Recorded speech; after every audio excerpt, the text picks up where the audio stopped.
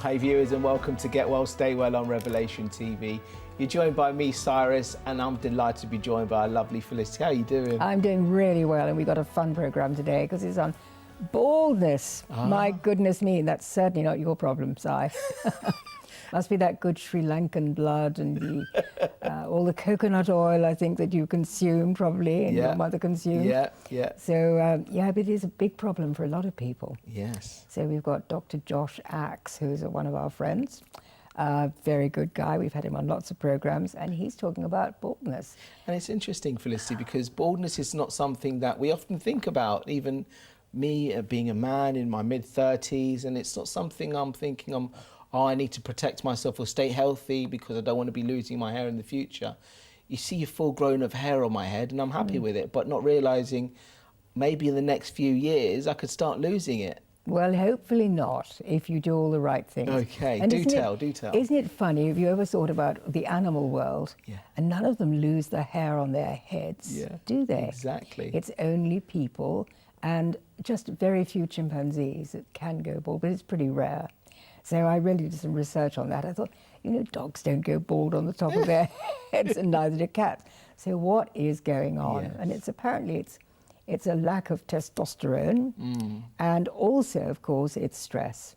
Really? Stress and low thyroid problems can also do this to us as well. I think back to my school days, Felicity, and there were some of my school buddies, school colleagues, and they were going bald at a very young age, and you think they haven't lived long enough to suffer from great amounts of stress in their life, surely. Well, it all depends what their food is like. Let's think about it. Vitamins, minerals. So you're telling me they could have been prevented, their baldness could have been prevented even at a young age? Well, it may be genetic, but it's very rare in a child at school. Very rare. I'm talking late teens, under 20. Yeah, it's unusual, isn't it? And I don't think we're meant to be that way. I think it is deficiency, again, of minerals and vitamins, and also stress, because stress is huge. And, I have quite a lot of women as well on Get Well, Stay Well, ladies who email me and are very distressed because their hair's getting really thin. So what happens with the males is that, they lose right here on the back here. They start losing a little patch there and maybe coming forward. But with ladies, it seems to be just thinning hair, and I have so many people who are distressed about that. So Dr. Josh Axe has got some really good ideas. His sister was losing her hair, apparently, and so he's gone right into all this stuff and sorted out things like aloe. I grow aloe on my terrace up in the eagle's nest. Yes. And you can cut off the leaves, so it's very sharp, thorny leaves, and you can cut those off and shred them and use this beautiful gel. It's wonderful for the skin. It's also really good for the hair. Okay. So interesting to hear what he has to say. Very good. Okay, well, let's have a look at our first video for today. This was Dr. Josh Axe, and he's talking about hair loss. And I just want to show you this, just a few things to consider. Physical and emotional stress can cause thinning hair. If you've got a lot of emotional stress, it can actually cause your hair to thin. And so listen, look at what you're doing on a daily basis. What's causing you stress? Start doing things that you really love and enjoy to do. Maybe it's a walk in nature, lunch with a best friend. You got to reduce those stress levels, okay, both physical and emotional stress. Hormone imbalances. A lot of this comes down to diet. Here's a key in diet. If you consume too many carbohydrates, sugars, and grains, it'll cause inflammation, increasing that dihydroxytestosterone, which will cause your hair to thin and even over time cause you to lose your hair. Diet-wise, here's what you need to be eating. You need to be doing lots of vegetables and herbs, so big salad, chicken bone broth soup, things like that. You need to be doing lots of healthy fats, an avocado a day, coconut oil, flax seeds, so lots of healthy fats, and then wild organic protein sources like grass-fed beef and wild-caught salmon. All of those things can help. Also, if you have a thyroid condition, it can also contribute to hair loss. So in that case, again, diet-wise, follow the same diet. Bone broth, the greatest superfood for really helping the thyroid and gut health overall as well. So again, follow that anti-inflammatory diet I talked about. Toxic exposures, really taking care of those vitamin and mineral deficiencies. Typically, biotin and B vitamins are the biggest ones, along with selenium and iron.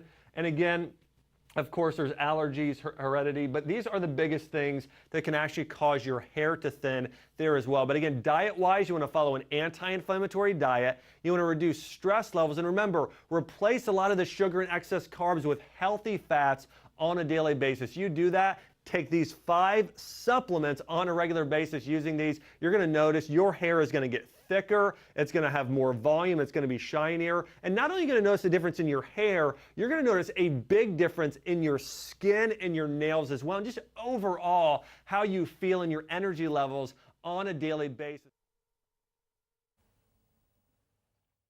Very, very interesting. Josh actually is a regular on our Get Well, Stay Well there. Felicity, let's go through some of the steps that's the most important to prevent hair loss. Step number 1. Well, the great thing is to get the minerals into the body, the minerals and the vitamins. And I like the plant-derived ones, which I think are the best, because for years I used to take the metallic and rock minerals that you bought in the shop and wondered why they weren't working. And it's taken me all these years to discover that unless you have plant-derived minerals and vitamins, they're not going to be absorbed by the body. So that's the first thing. They're also in a drinkable form, so I can get them into my little grandchildren, which of course gives me great pleasure. So, you know, they actually say, can we have one of those fizzy drinks? Which is wonderful, because children would never say, can I have my vitamin pill, please? Yes. You know? I don't know if you had cod liver oil as a little boy, did you? Yes, I did, yeah. We had all these awful things that, you know, syrup of figs as well, we used to have every now and again. I still have nightmares. But the thing is that if you can get something that tastes nice as well, then the children will do it. That's a big deal. And my concern is, because we've had cancer in the family, obviously, my concern is that these grandchildren should escape the horrors of what we've been through in our generation. So I do love it. You notice that he talked about essential oils as well. Yes. And this is my very favorite essential oil. It's called grapefruit. You just sniff that side. Thank you. Absolutely lovely. Smell that. Isn't that Absolutely. refreshing? Yeah, lovely. That is so refreshing. Now, I was interested because he was talking about rosemary, and he was talking about the lovely oils. And I've actually got something here. This is a book called The Healing Oils of the Bible. Wow, there we are. interesting. This is a very interesting man who's got degrees in maths and biology and goodness knows what. His name is Dr. David Stewart, PhD. Healing Oils of the Bible. Now, this is really lovely. And I've also got here, I don't sell these things. So that's David Stewart. It's David Stewart. Hold that up for our viewers if you can, Felicity. Yes, That's it's interesting. called Healing Oils of the Bible, and I think you can get it on Amazon. Yeah. There we are. Really lovely book on healing yourself from things like baldness and, you know, multiple sclerosis and whatever else we're interested in. But really with the essential oils, because the essential oils are very special. They're antiviral, which no antibiotic ever is. So antiviral, antibacterial, antifungal, antimicrobial. They're really, really good. And of course, you can get them in these little bottles. Now, this is something wonderful that a viewer sent me, and this is the 12 Oils of Ancient Scripture. So here we've got a box, and I'll show you here as well. I'm not selling these things, so don't ask me where you get them. You can go online and see Amazon sell all these things.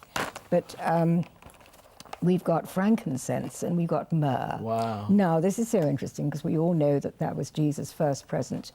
His first present in life was the frankincense and the myrrh. We've got the spikenard. You remember when Mary of Bethany anointed him before he died? Yes. And then we've got the aloes and again myrrh, which Joseph of Arimathea and Nicodemus brought to anoint his body after he'd been crucified. Amazing. So these are really biblical. And other ones like the anointing oil when Moses and Aaron first anointed the priests, the first priests. Yeah. So you've got things like galbanum. And what do you do with these oils, Felicity? well, with these oils, you can put them on the skin, you can ingest them. So that's take a little on the tongue. Obviously, you inhale them, as you and I just did with the lovely grapefruit oil. Yeah. So really, you can get them into your body 3 different ways. They're very strong. They're very strong indeed. So things like tea tree oil. Probably people have, you know, had a bit of experience with tea tree oil. Yeah. It's amazing for curing fungal infections. Now, just and things. describe to us in detail of the process that we go through, our body goes through, especially when we're inhaling this oil. Well, that's right, and it gets right in to the brain as well. This is the exciting thing about the oils, that the essential oils work through the blood-brain barrier. So not many things do, but people have got well from brain cancers. Featured in that film that we showed, The Truth About Cancer, with Ty Bollinger. There was a girl who was 13, had a horrible brain tumor, and she actually just put the frankincense on her tongue. Now the tongue touches the roof of the mouth, which is straight up into the brain. Yeah. So it's amazing that it can actually work that way. Talking about our health as well, how we start the day. And before you go any further, I just want to show this video to our viewers of a healthy way to start our day with a lovely, delicious breakfast. Let's have a look at this first. So we're going to start by grating some carrots, slicing some zucchini and apples. We're going to boil some plant-based milk and some water. I used unsweetened almond milk, and then add in your rolled oats. I love this recipe because it's packed with vegetables and spices that are rich in those antioxidants. LifeSum will actually tell you exactly how much fiber is in the recipe. This one has almost 12 grams, which is great.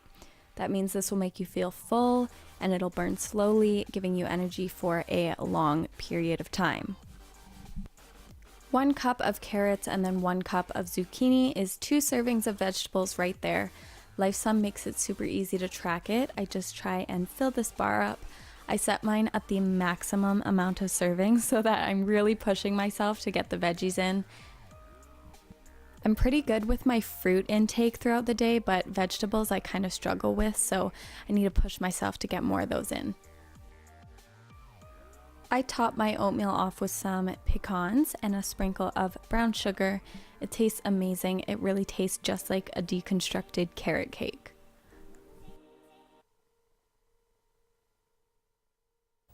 Absolutely delicious there. Healthy breakfast ideas, and we're talking about health, and funny enough it's the nutrition that we're eating as well that can affect our hair loss as well, can't it? Absolutely. So, you know, they say an apple a day keeps the doctor away, and it's absolutely true. And she was putting that lovely apple in there. I do try to always have an apple a day.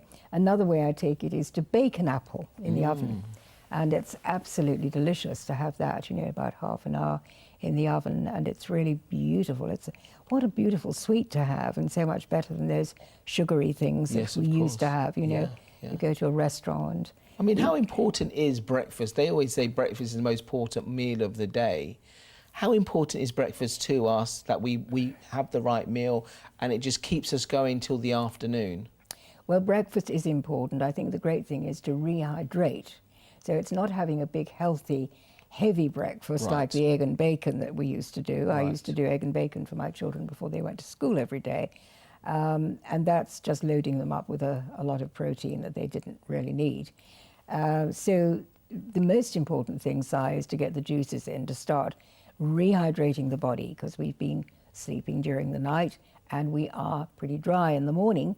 So that's the best time to really get a pint, if you can get a pint of juice into the body at that stage. That would really set you up so well for the day.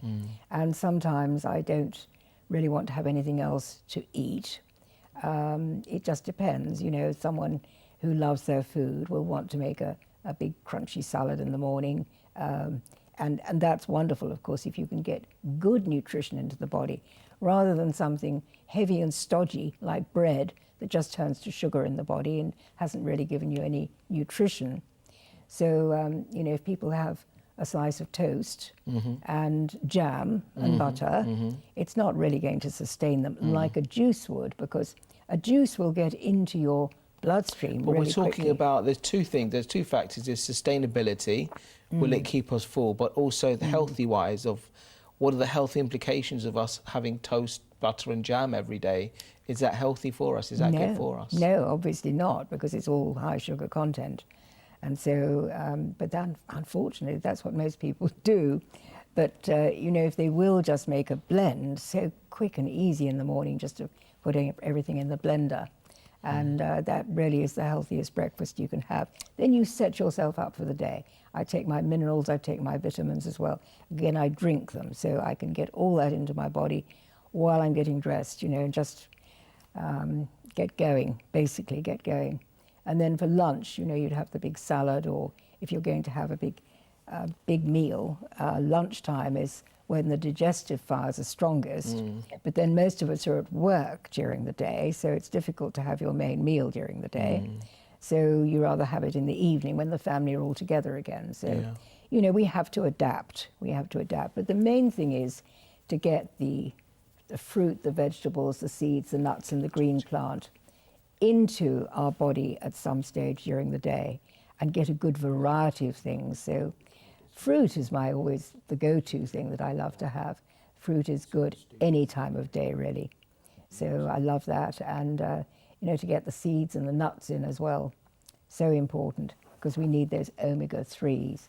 So really, it's a matter of variety, eating a rainbow, drinking a rainbow if we can, all the different colors. For the red, you know, we'd have a berry juice maybe, or a beetroot juice, which is lovely.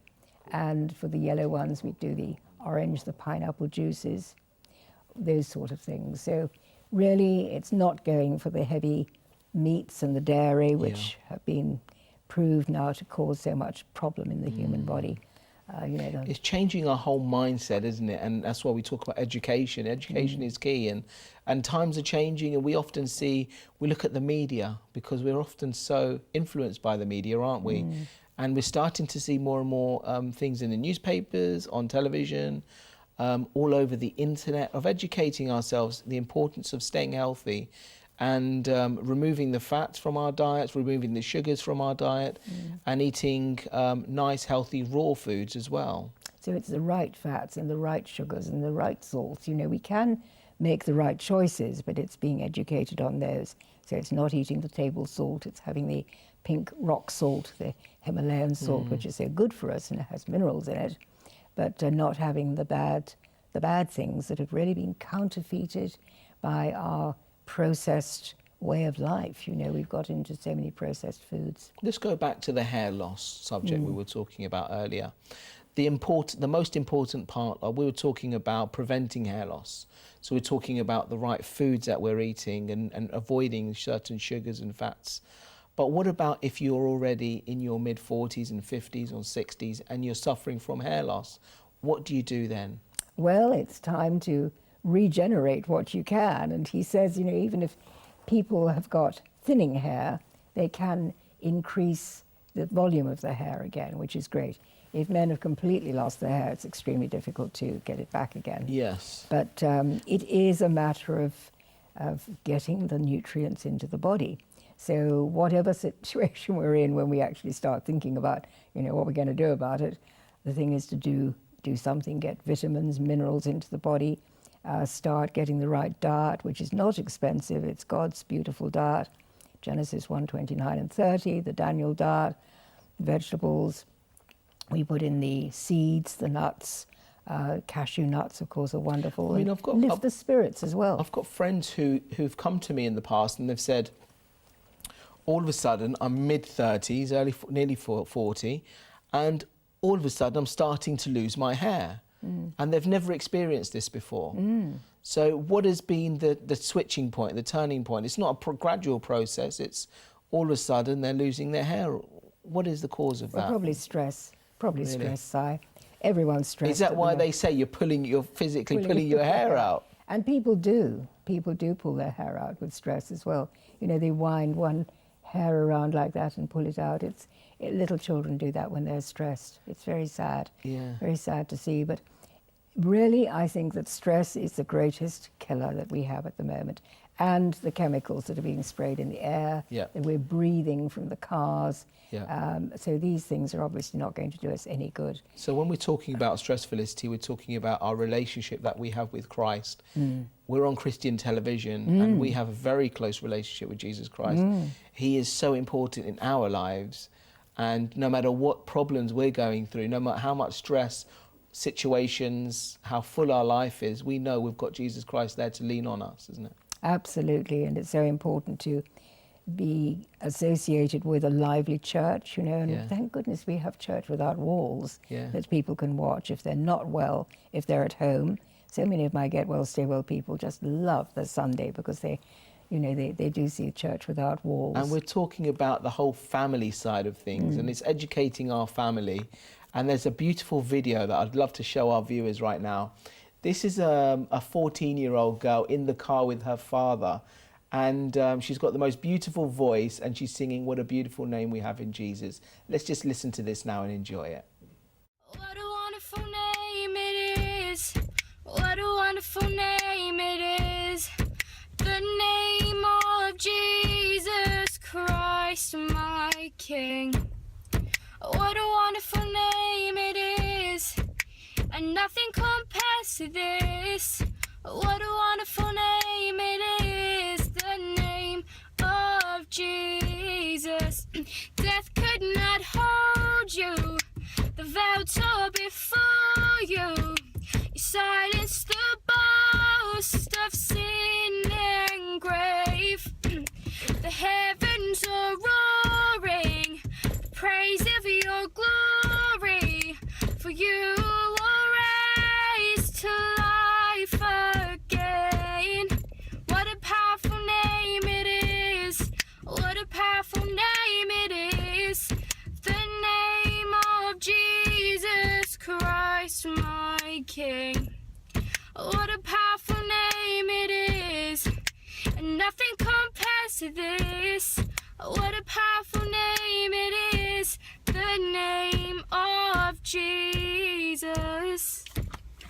Amen.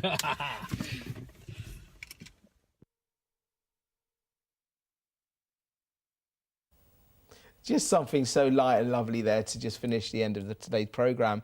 We were talking earlier about the importance of family and educating our family. We're talking about the importance of nutrition as well, but it's also sharing Jesus Christ with our family, with our loved ones, and making sure they can find a way to build a relationship with Jesus Christ in their lives as well. Absolutely, it's vital, and you know we really have to be hooked up with a lovely prayer group. We're seeing amazing results with our prayer group, and to get together with people maybe once in the week as well as church on Sunday. Okay. Because I think, you know, I'm a great alphaholic, as you know, you and I both did alpha. I do love the house groups. I think that's really important, and we're building up a Shabbat one at the moment, which is really lovely. Friday night, we get together, and it's just a lovely time of, you know, reading the Word and also just talking about our lives and, you know, how we want God to guide us, having some prayer together. Yeah. Absolutely vital. Yeah. Yeah, wonderful. Because you're talking about evangelizing as well. You're going out, you're talking, and you evangelize in the way that you do your Get Well, Stay Well programs. You're on Facebook, and I've seen that you're on Facebook Live as well, aren't you? I am. I do about 3 a week, and I love it. I just learned how to do it. It's such fun. So How many people are you reaching through Facebook? Well, I'm amazed. I'm absolutely amazed. I mean, I've got about 500 people who see it. Yeah. And, you know, I'm reaching new people, Si. That's the great thing, that suddenly, you know, I've reached a lot of people on Revelation TV. Yeah. And now I'm reaching people who don't know the Lord and think, what is this woman talking about? You know, she's talking sense about natural health, and she's got this love in her life. She's got this joy in her life, and she got well from the most frightful things. And, you know, people want to know what that's all about. If you still look happy, if you're still smiling after all the bad things that have happened, then people want to know where you get your strength from. And of course, our strength comes from the Lord. Our joy comes from the Lord as well. I think there are two ways when you go through a difficult time in your life. You can take it in two ways.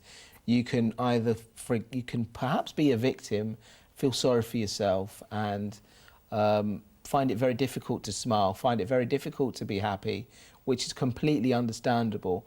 But on the other side, when you've got Jesus Christ in your life, he gives you that light, doesn't he? He gives you that hope. He gives you the happiness in your life to carry on, more importantly. That's right. And it's standing on the Word, and it's having affirmations, you know, of I will not die but live and proclaim what the Lord has done, which is exactly what I'm doing.